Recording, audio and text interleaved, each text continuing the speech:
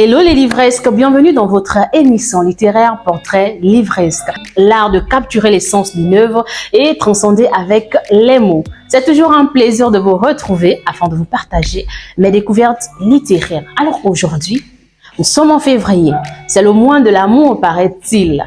Alors, j'ai pour vous deux jeunes auteurs qui ont écrit sur les deux facettes de l'amour. Eux, ils ont décidé de questionner l'amour. Je suis avec Mouti Warren Adolphe et avec Enya Malongi, Lekumba Greg Nedved, qui ont un recueil de poèmes intitulé Miroir de l'amour doux et amer, publié en 2023 aux éditions Guiguez. Ce sont deux étudiants qui ont décidé de lier leurs plumes pour partager leurs mots. Alors, clap sur mes invités pour découvrir ce texte. Alors les livresses, nous sommes ici avec deux poètes, Mouti Warren Adolphe et nous avons ici Enya Malongi, Lekumba Greg Nedved. Alors comment tu vas? Je me porte bien et vous? Bien, merci. Et Adolphe Warren, comment tu vas? Ça va, merci. Okay. J'espère que vous allez bien. Bien. Aujourd'hui, poète, depuis quand tu as débuté l'écriture? J'ai commencé à écrire dans la période du Covid, quand il y avait le Covid-19.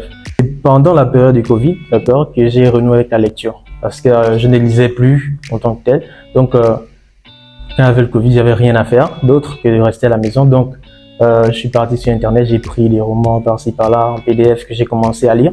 Et après ça m'a donné des inspirations, envie d'écrire à nouveau.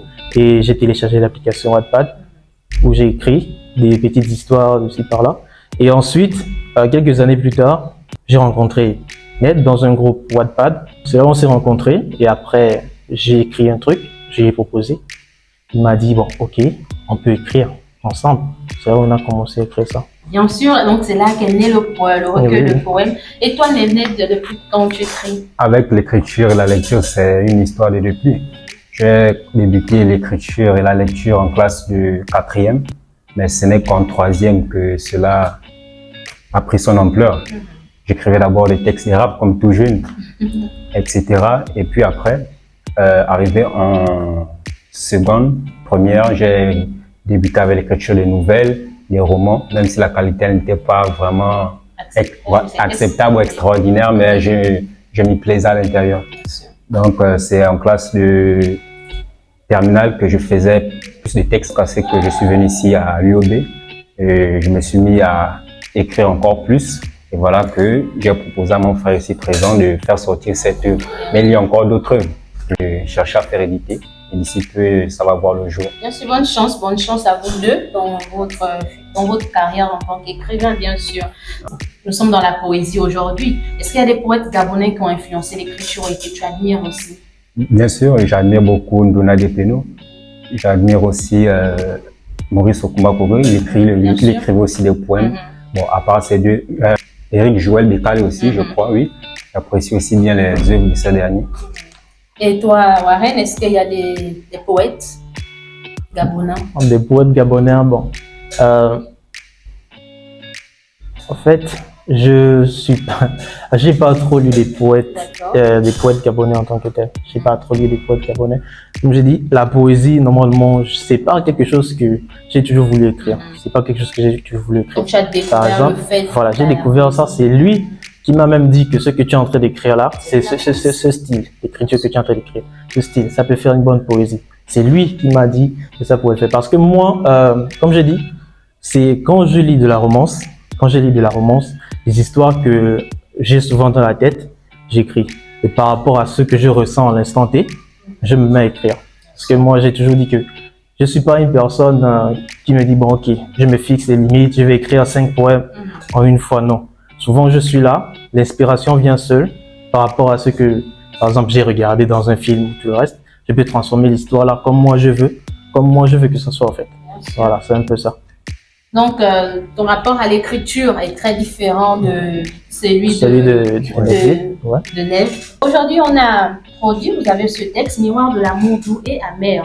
Donc, on a déjà compris un peu la genèse du livre. Le livre est né, mais je m'intéresse un peu plus à la définition, c'est-à-dire la définition que vous accordez à titre de votre texte. miroir de l'amour doux et amer. Comment vous l'expliquez? Bon, tout d'abord, je vois deux figures de style à l'intérieur. Je vois une métaphore et je vois un oxymore. La métaphore, elle se trouve au niveau du miroir de l'amour. Le miroir de l'amour, on voit à l'intérieur que c'est juste une façon de représenter l'amour dans deux miroirs. Là où il se voit doux, l'amour, et là où il se voit amer.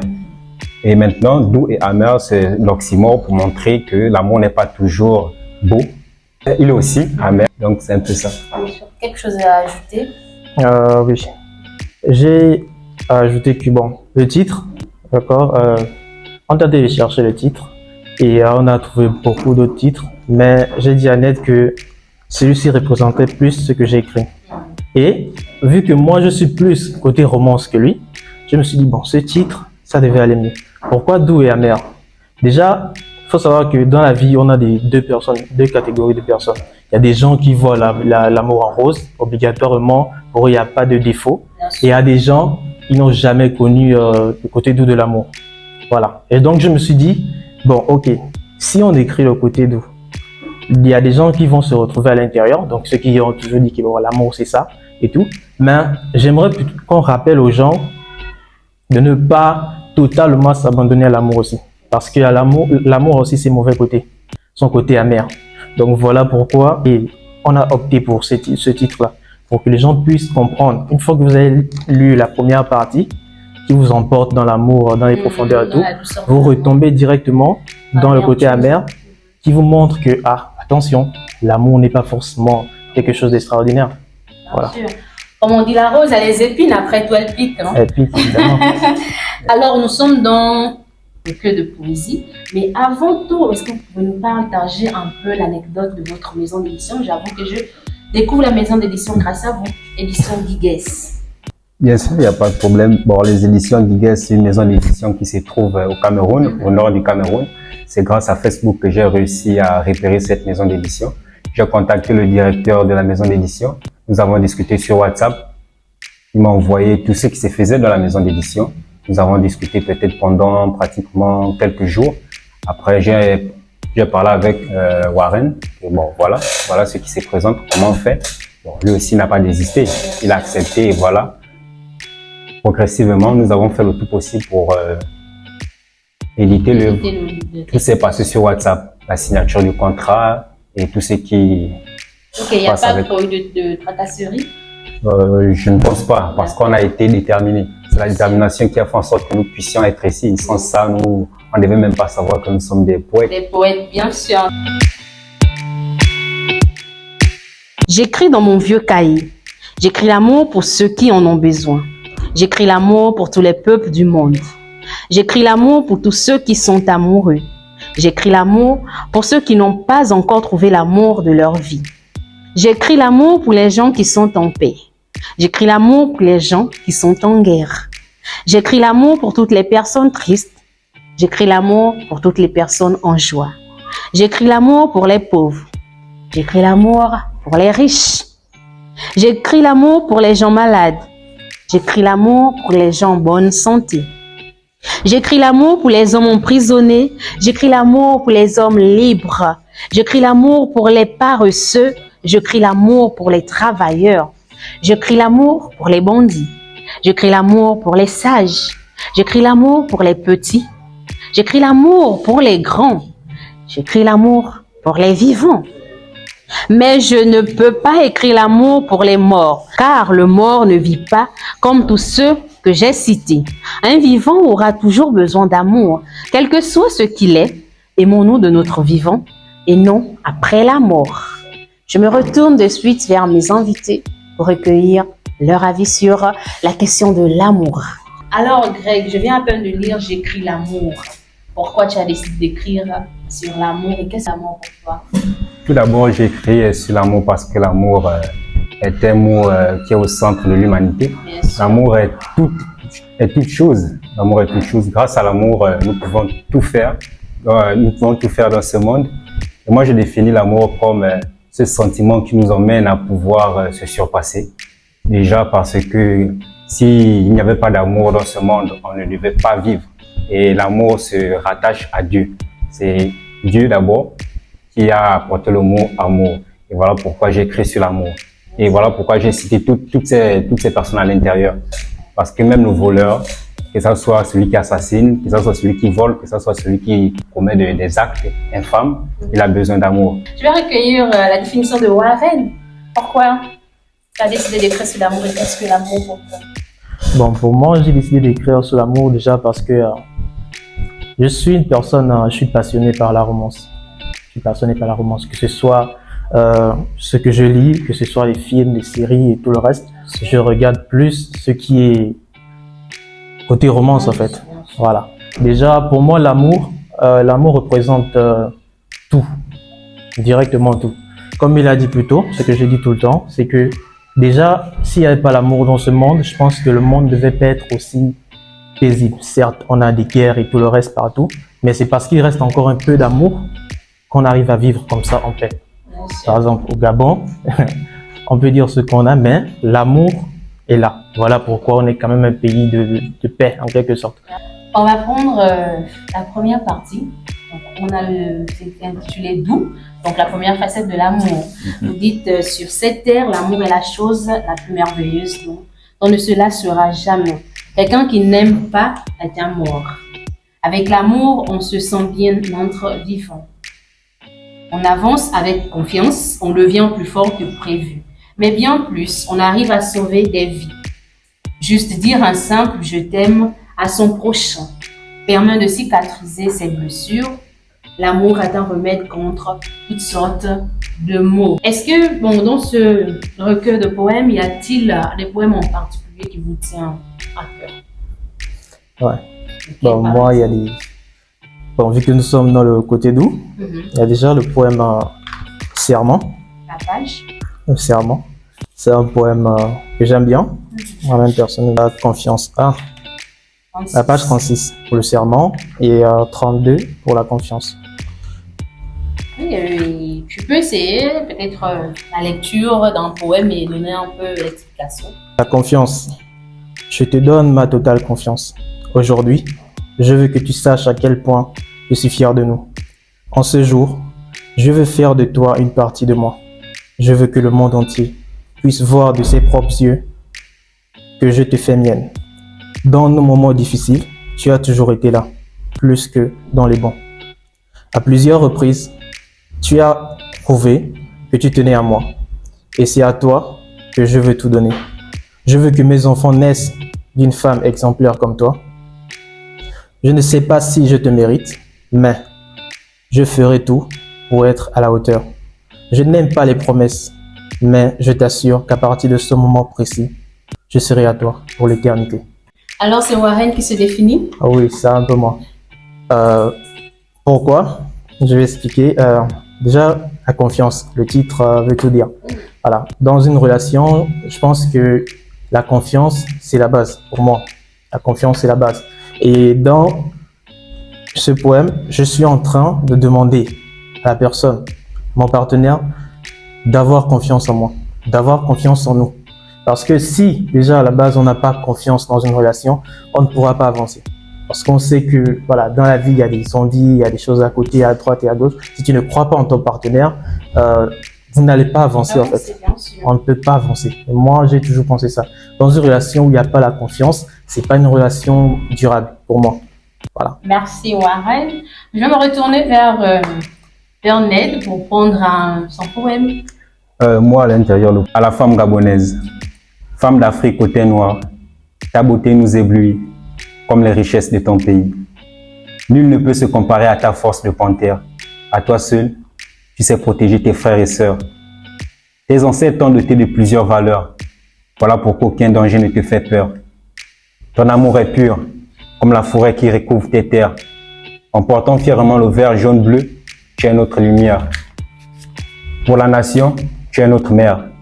Femme d'Afrique au teint noir, tu restes belle et digne d'envie, comme les richesses de ton pays. C'est enfin notre sort vers la félicité. Bien sûr. Alors, Ned, pourquoi avoir consacré un poème sur la femme gabonaise? Tout d'abord, je suis un amoureux du Gabon. J'aime énormément mon pays. Dans mes écritures, je ne peux pas me lasser de parler du Gabon. je vais toujours faire des références au Gabon. Et quand je parle de la femme gabonaise, il y a ma mère à l'intérieur. Moi, j'ai ma mère et c'est une Gabonaise. Donc, j'ai dédié ce poème à mes sœurs, ma mère et à toutes les femmes qui se battent pour ce pays. C'était en quelque sorte montrer la place de la femme gabonaise. Peut-être interpeller aussi la femme, de voir son potentiel, voir de quoi elle est capable. Hein? Bien sûr. Est-ce que ce n'est pas aussi une manière pour toi aussi de, on va dire, représenter le Gabon? Bien sûr, c'est aussi une manière pour moi parce que je fais la relation entre les richesses du Gabon et puis la femme gabonaise. Pour montrer ce mélange. Bien sûr.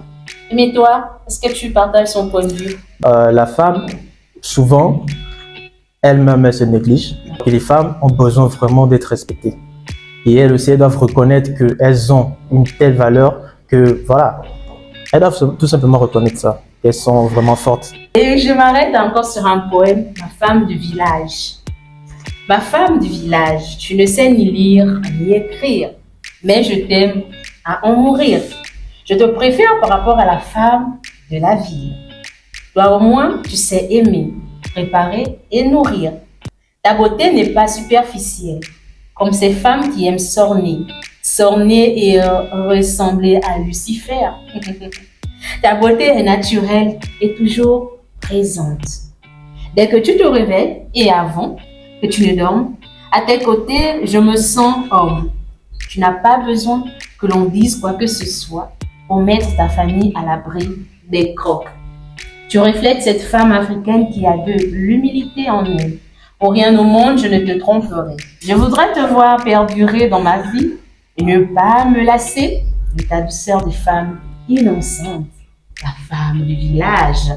Et la première question, je l'ai bien notée, je dis, la femme du village. Est-elle réellement la bonne femme de nos jours? La femme du village, cette femme du village, c'est la femme du village d'antan. Moi, je pense qu'il n'existe plus de femmes du village. En ce moment, il n'existe plus de femmes du village comme avant. Parce que la femme du village, ce sont nos mères, ce sont elles normalement. Parce que toutes les femmes à présent sont des femmes émancipées. Oui, oui. Donc, je parle de cette femme comme celle d'avant, la femme du village d'avant, celle qui avait encore toutes ses valeurs, celle qui savait ce qu'elle voulait pour le bien de sa famille et pour le bien de la nation. Voilà. Là, tu viens à peine de dire que la mère, normalement, sont les femmes du village, normalement. Mais la sœur, donc ta sœur par exemple, qui a grandi au village sous les valeurs de ta maman, est-ce qu'elle n'est pas aussi la femme? Bien sûr, elle peut aussi être une femme du village. Elle peut ou bien elle? Non, elle peut. Moi, je préfère dire elle peut pour ma mère. Comment ça? Parce que ma mère, elle a su normalement comment ça se passe. Elle a été sur le terrain.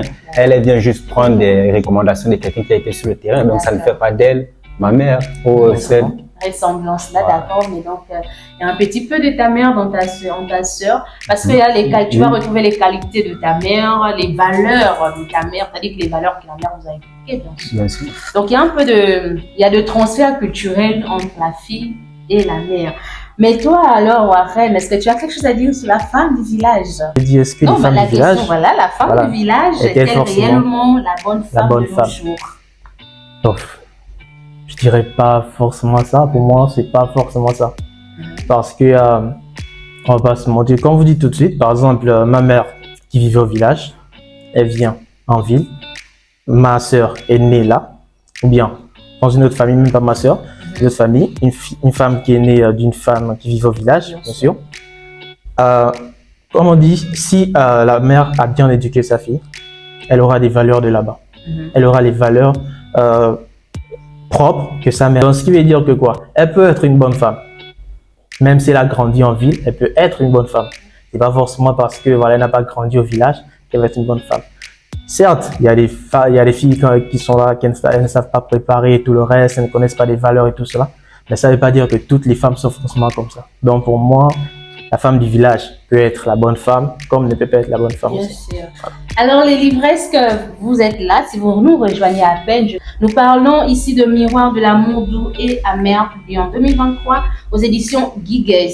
Donc deux côtés, deux miroirs, deux facettes de l'amour doux et amer. Alors est-ce qu'il y a des expériences personnelles qui ont influencé l'écriture de ce recueil? Personnellement, je dirais oui. À l'intérieur, il y a Lettre à ma sœur. C'est un poème que j'ai dédié à ma sœur qui est morte en 2022, pendant que je faisais le bac à Mayumba. Elle est décédée ici à Libreville. Donc, je n'ai pas eu la possibilité d'être avec elle ici. Donc, j'ai préféré écrire ce poème pour rendre hommage à cette dernière. Ouais. Donc, voilà pourquoi c'est un poème qui me tient à cœur parce qu'il me fallait faire ça, même si ce n'est pas grand.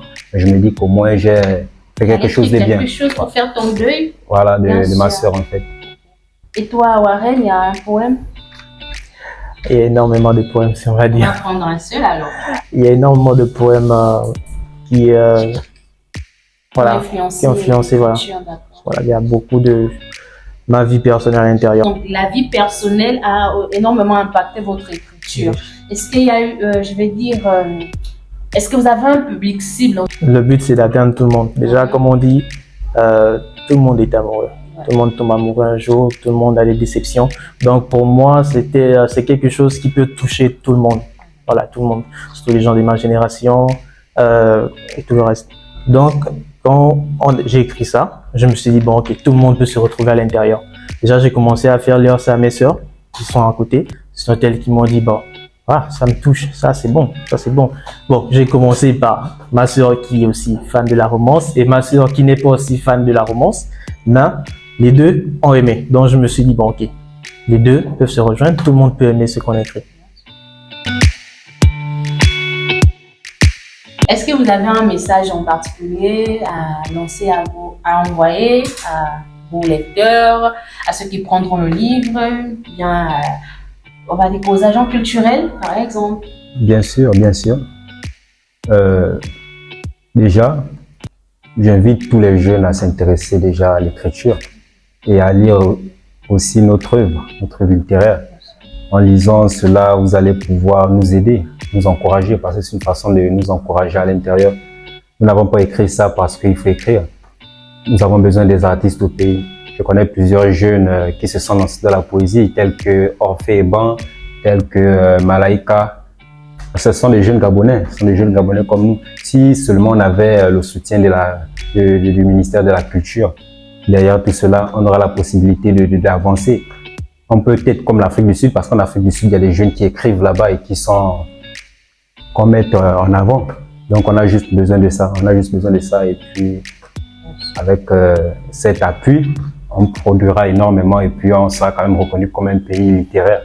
Ah, donc, quand même. On est reconnu comme un pays. Comme un pays littéraire, mais on a juste besoin d'aide et on a besoin de structures pour cela aussi. On a besoin de structures. Donc, c'est juste ça. Bien sûr, au Gabon, on lit.